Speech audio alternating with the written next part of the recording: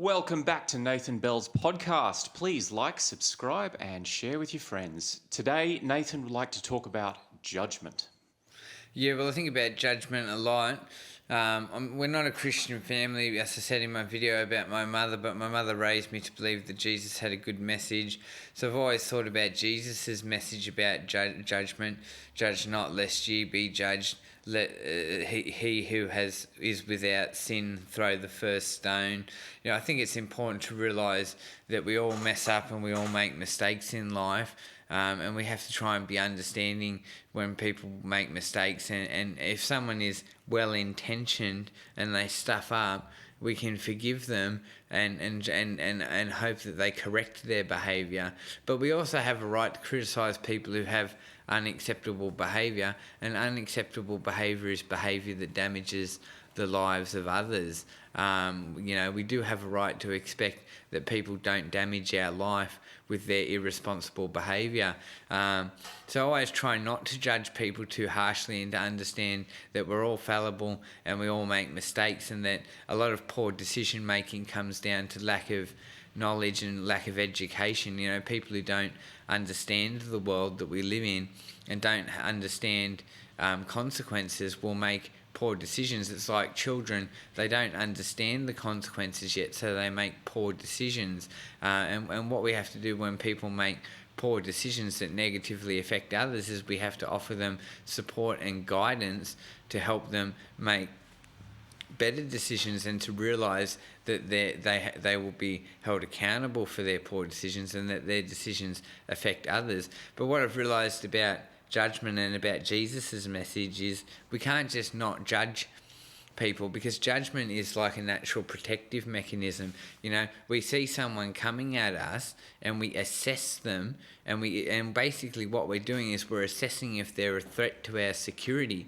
And this is what I've realised more and more as I've studied the work of the intelligence community and the security community, CIA, ASIO, and all that, is, there are threats to security, and we do have a right, and to some extent we have a responsibility to assess whether a person is a threat to our safety and whether they're a threat to the safety of others. And that's when we make a judgment of a person. And that's our instinctual behaviour, is we're assessing if they are a threat to us, and that's why we judge others. It's a safety precaution. But I just think a lot of people don't have capacity to make good assessments of life in general. I think I've got a pretty good capacity to make assessments of life, but I think people don't make fair assessments of people. Like, I'm a busker, I'm a street musician, and I've had, over the 10 years I've been busking. Now, I started busking because I wanted to build confidence. I wanted to build confidence as a performer and get myself out there and build better social skills. There were good reasons why I started busking. I wanted to put myself in front of people and build my own personal confidence with interpersonal skills, and to learn to get along with people better, and to become a better performer. Now, so many people, thousands of people, literally over 1,000 people, have come up to me while I'm busking and said, "You're a meth addict, you're doing this to pay for meth." Now, I've never used meth in my life. I have never used ice in my life. So this is a completely incorrect judgment that people have made. And I've also had, well over 1,000 people come up and say, "You're homeless. Are you homeless? Where do you sleep?" They just make this immediate assumption that because I'm playing guitar on the street for money, that the reason I'm doing that is because I'm an ice addict and because I'm homeless. Both of those judgments are completely incorrect. They don't consider my history. Those judgments don't consider my motivations.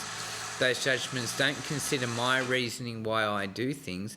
They don't consider any aspect of my life. It's a person just taking an immediate look at someone and coming up with this completely fabricated, fictitious view of who that person is, without even thinking once to ask the person about their personal life story. And then you get these people, they'll come up to me while I'm busking and say, "Oh, you're a homeless ice addict and that's why you're doing this." And then they say, "Are you doing this because you're a homeless ice addict?" And I say, "No, I'm doing this because I want to Well, because I want to make a little extra money, because I like playing music to people, because I like being out in the community around people and performing and meeting people who are out having fun. And then I say that to them. And then they say, no, you're not. Stop lying. You're an ice addict and you're homeless. It's this ignorant, simplistic assessment that most people seem to make.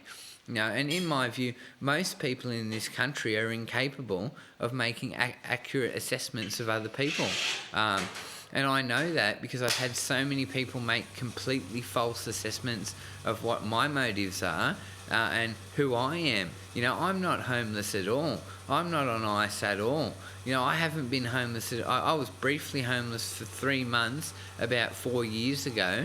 I've lived in accommodation for years. These judgments that people have made of me are entirely false. So it's just shown me that most people just aren't able to look past immediate appearance. And I'm not going to dress up for you because, as I've said in my other videos, I don't give a shit what you think of me. I don't believe we should assess people based on their appearance. That doesn't consider their life history. It doesn't consider whether they're traumatised or whether they're stressed out or any of the numerous reasons why they could appear haggard and run down. And it's how people assess the homeless. They just say, oh, you've chosen to be a drug addict. And you're pathetic. And that's what a lot of people say to homeless people. You've chosen this to be a drug addict and you're pathetic. Doesn't consider their history, doesn't consider what traumas they've experienced or the difficulties of their life. So I believe, people really need to if you want to judge a stranger, if you want to come up to some stranger in the street who you know nothing about and assess them, you should ask them about their personal life, and you should try and form a holistic assessment of a person that considers their history, then their life experience. And you also have to remember that people have their own individual values, they have their own individual experiences and their own individual interpretations of the world. And if you're going to assess someone else, consider their values and their individual experience of the world. So I really think I know a lot of people aren't capable of making accurate, valid assessments of people, because I've had so many thousands of people make false and incorrect assessments of me that don't include any of the things happening in my life. It's just this immediate assumption that I'm a homeless meth addict, which is not true at all. So, I think Australians and people around the world really need to learn to make holistic assessments of people and to try and make accurate and valid judgments of people. It's okay to judge people, and if someone is a threat to your safety, you have a right to be defensive and protective of your own safety. But if you don't go around just saying, oh, you're a criminal, you're a drug addict, you're homeless, you've done this. It's this immediate simplistic remarks and statements that people make which aren't holistic and aren't intelligent. They're not intelligent judgments. So people need to learn to make intelligent, informed judgments that consider a holistic view of what is happening in the scenario. So that's what I want to say about judgment. So drop a comment in the comment section about what you think about judgment.